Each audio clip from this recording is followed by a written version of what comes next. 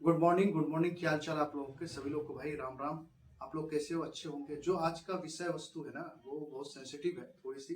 मैं देख रहा हूँ कि अभी बच्चों में जो हलचल सी मची हुई है एज रिलैक्सेशन को लेके, आईबीपीएस आरआरबी और आरआरबी असिस्टेंट के रिगार्डिंग। ठीक है, यही डाउट है कि चाह रहे थे कि आप मैं सपोर्ट करूं। देखो भाई, मैं इससे पहले भी बहुत सारा वीडियो बना चुका हूं।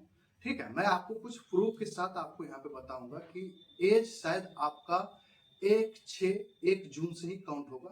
क्योंकि अभी मैं आपको एक डेटा देता हूँ, बताता हूँ। ठीक है, मैं जो बताने वाला हूँ थोड़ा सा ध्यान से सुनिएगा। मैं इस वीडियो में सारी चीज बातें करूंगा। मुझे लगता है कि आईबीपीएस आपको 1/6 से ही लेगा, क्योंकि वो ये गड़बड़ नहीं करेगा कि हाँ नोटिफिकेशन जिस मंथ में आएगा उसी मंथ का लेगा। जैसे लेट हुआ है तो मुझे नहीं लगता कि ऐसा काम करेगा। अगर ऐसा काम करता है तो ये एकदम गलत होगा। बट अगर मैं देखूं, 2018 से स्टार्ट करते हैं। 2018 से एज जो क्राइटेरिया था 1/6 तक, 1 जून से था। ठीक है, उसके बाद 2019 उस साल भी 1/6 से था। बट फॉर अ चेंज 2020 में इसने 1 अगस्त से लिया था एज काउंट। उसके बाद 2021, 2022, 2023, 2024 सारे के सारे में 1 जून से ही था। ठीक है, तो मेरा बस एक ही रिक्वेस्ट है आईबीपीएस से। आप कैलेंडर तो फर्स्टली कैलेंडर आपने जारी किया था तो उस हिसाब से आता तो हमारा एज काउंट 1/6 से होता। बट अगर आपने दोबारा उस नोटिस को जारी किया है कि हाँ आरआरबी इस टाइम में नहीं आएगा, तो आपने लेट करा है, तो प्लीज मेरा रिक्वेस्ट है, बस एक ही रिक्वेस्ट है कि आप प्लीज प्लीज प्लीज 6 से लीजिएगा। मतलब 1 जून से ही एज के क्राइटेरिया को काउंट कीजिएगा। ये रिक्वेस्ट है सारे बच्चों के बिहाफ पे। और कुछ टीचर इस पे ऑलरेडी वीडियो बना चुके हैं, अमर सर बना चुके हैं। मैं चाहता हूं कि Harshal sir, please Harshal sir आप इस पे एक वीडियो बनाइए। देखिए, इसमें आईबीपीएस को हमें कुछ कहना नहीं है, बस उससे थोड़ा सा रिमाइंड करवाना है कि आप ये भूल मत जाइएगा कि आपने लेट करा है। तो आप ये ऐसा मत कर देना कि जब अगर आप सितंबर में वैकेंसी लेके आ रहे हो तो आपने सितंबर का रख देना है, अगर अगस्त के लास्ट में ला रहे हो तो अगस्त रख देना है। आपको प्लीज जून का रखना है। सभी टीचर से रिक्वेस्ट है कि बस इस पे इस तरह का वीडियो बना दीजिए जिससे कि आईबीपीएस को ये कानो कान खबर लग जाए कि हाँ बच्चा क्या डिमांड कर रहा है। हमें प्रोटेस्ट वगैरह तो नहीं करना है, बट हम चाहते हैं कि ये आवाज उनके पास पहुंचे। क्योंकि देखो, बहुत बच्चों का एज ऑलरेडी कंप्लीटेड है। क्योंकि एज ऑलरेडी 30 हो चुका है। उसके दिमाग में था कि आरआरबी आएगा। किसी का मान लीजिए जून में हो रहा था, किसी का मान लीजिए अगस्त में कंप्लीट हो रहा था। तो उनके दिमाग में यह था कि चलो भाई एक चांस तो है।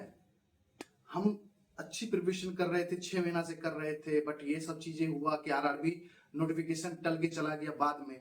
तो मुझे लगता है कि इस वीडियो में ना ज्यादा मुझे लगता है कि आपको आकाश यादव सर की हेल्प पड़ेगी। वो पता नहीं क्यों नहीं इस चीज पे वीडियो बनाना क्यों नहीं चाहते, मुझे ये नहीं समझ में आया। आकाश यादव सर हो गए, अब प्लीज हर्षल सर इस बार तो प्लीज आप आइए सामने से बोलिए इस चीज को। हर्षल सर के अलावा मैं बोलूंगा कि आशीष अरोड़ा सर, निमिषा मैम। अरे आप ही से तो बच्चे बैंकिंग पढ़ रहे हैं। हम लोग तो छोटे मोटे यूट्यूबर हैं, हम लोग तो कभी कभार ये बता देते हैं कि हाँ आप लोग के बारे में बता देते हैं पढ़ने के लिए। बट आपके पास बहुत ज्यादा बच्चों की संख्या है जहाँ पर आपके लाखों लाख सब्सक्राइबर हैं।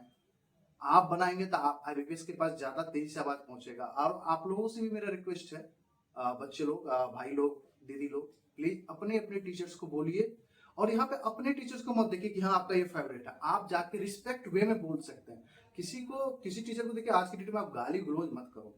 आप जाइए, जैसे कि आप हर्षल सर के स्टूडेंट नहीं है फिर भी जाइए, बोलिए कि सर प्लीज आप इस पे एक वीडियो बना सकते हैं। बट मैं एक चीज करता हूँ, प्लीज भाई यूट्यूब के लाइव में जाके स्पैम मत किया करो। ये चीज है इरिटेट करता है, तब ना उसके मन से उतर जाता है ये सब चीजें। ये मत काम करना कि कोई लाइव में टीचर पढ़ा रहे हैं या कोई आपको बता रहा है लाइव में, तो उसमें स्पैम मत किया करो कि हाँ इस पे बनाओ। तुम ऑर्डर मत दिया करो। मैंने देखा है तुम लोग का काम क्या होता है, तुम ना वहां पे ऑर्डर देने लगते हो। नहीं तुम्हें बनाना चाहिए, तुम क्यों नहीं, इस तरह से बोला जाता है क्या एक टीचर को, या आपसे बड़े भाई हैं जो आपको यूट्यूब पे बता रहे हैं। ऐसा काम मत करो। नहीं तो जो चीज वो बताने वाला भी होगा ना, वो आपके लिए फिर वो नहीं बताएगा, कहेगा रहने दो भाई, क्यों इसमें दिमाग है, ये लोग ऐसे ही वाहियात की तरह कर रहे हैं। तो ये मेरा आप लोगों से भी रिक्वेस्ट है। और प्लीज आईबीपीएस आपसे हाथ जोड़ता हूँ, ऐसा नहीं कि वैकेंसी लेट हुई है तो आप एज को भी आगे लेके चले जाना। 6 के बदले आप 7 कर देना, 7 के बदले 8 मत कर देना प्लीज। अगर आपने 1/6 से ले रहे हो तो 1/6 को ही लेना। नहीं तो मैं सिंपल उपाय बताता हूँ, आईबीपीएस से रिक्वेस्ट है कि कुछ ना करो, आप 1 अप्रैल से रख दो। जैसे लाइक एसबीआई कर देता है, एसबीआई कलर कर लेता है। तो मेरा रिक्वेस्ट आपसे है, मौका आप दो ना। आप देखो, आपने लेट करा, ये आपकी गलती है। आपने लेट करा, तो इसमें बच्चे की क्या गलती है? आप बोलोगे नहीं वो तो एज हो गया। अरे भाई बच्चे की एज तो था ना, वो उस हिसाब से प्रिपरेशन तो कर रहा था कि हाँ आरआरबी आएगा। छठे महीने में उसकी एज बाद में हो रहा था, आप काउंट करते 1 तारीख से, बच्चा वो तो कर रहा था ना।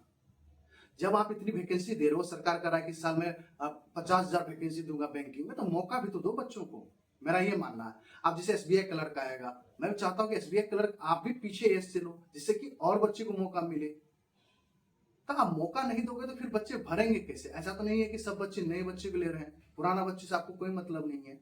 सरकार को भी इस पर ध्यान देना चाहिए। जैसे कि आप देखो, अभिनय मिश्रा कल एसएससी वाले ऑफिस में गए थे, तो उसने भी बोल रहा था कि आप एसएससी वाले को एज जो क्राइटेरिया रखते हो 1 जनवरी से रखो। मेरा भी यही मानना है कि जब आप एक फाइनेंशियल ईयर में कोई वैकेंसी निकालते हो, जैसे कि मान लो कि एक फाइनेंशियल होता है आपका, अप्रैल से स्टार्ट होता है, अगले मार्च तक चलता है, तो मान लो कि 2025-26 में अप्रैल 2025 से लेकर मार्च 2026 तक चलेगा, इसी में आपकी वैकेंसी आनी है। तो मेरा मानना है कि आप जब भी वैकेंसी लाओ तो 1 अप्रैल से रख लो, नहीं तो ज्यादा से ज्यादा 1 मई से रख लो। और नहीं तो आपको लगता है कि ऐसा नहीं करना है तो सिंपल सा 1 जनवरी रख लो। हर एक साल 1 जनवरी आप लेट आओ, कोई सी नहीं, आप नवंबर में वैकेंसी लेकर आओ, बट एज क्राइटेरिया जनवरी से रखो। इसमें आप क्या करते हो, देखो आप तो टाइम टेबल अपना चेंज कर लिया वैकेंसी का, नोटिफिकेशन का। बच्चे तो तैयारी कर ही रहे थे अपने हिसाब से कि हाँ वो अपने तो एज कैलकुलेट करके रखे होंगे ना, जिनकी लास्ट एज है वो कैलकुलेट करके रखे होंगे। बट बताओ आपने, आईबीपीएस ने क्या करा, आरआरबी की नोटिफिकेशन को शिफ्ट कर दिया उधर, वो तो कर दिया शिफ्ट। बट आपकी ये गलती है, आप एक्सेप्ट करो। बट मेरा मेरा मानना है कि आप गलती करा वो ठीक है, नोटिफिकेशन लेट आएगा ठीक है, बट आप इसमें ब्लंडर भी मिस्टेक ये मत कर देना आपकी कि हाँ एज क्राइटेरिया मैंने ले रहा हूँ सितंबर से अक्टूबर से। तो ऐसा मत करना प्लीज। आईबीपीएस हाथ जोड़ के आपसे रिक्वेस्ट है, और सारे टीचर गण से, जिसमें मैं अनिल अग्रवाल सर, हर्षल सर, आशीष अरोड़ा सर, आपके जो एक ओडिशा वाले मैथ वाले टीचर हैं वो वाले, Yashraj sir, art of reasoning में संजय सर, अड्डा वाले टीचर्स, कहाँ ये सब बना बना कहाँ रहे हैं? हमें लगता है कि आपको जिसने आईबीपीएस पीओ में अच्छा इनिशिएटिव लिया था, नाम ही भूल जाता हूँ यार, उनसे भी रिक्वेस्ट है। बहुत सारे टीचर है बैंकिंग में, बहुत सारे हैं, जैसे अनअकैडमी बहुत सारे टीचर है, अभिजीत मिश्रा सर हो गए, आपके गौरव गर्ग सर हो गए, ये सबको भी आना चाहिए, क्योंकि यही बच्चा आप ही से पढ़ेंगे आरआरबी के लिए, वो उनकी लास्ट उम्मीद है। ठीक है, थैंक यू वेरी मच।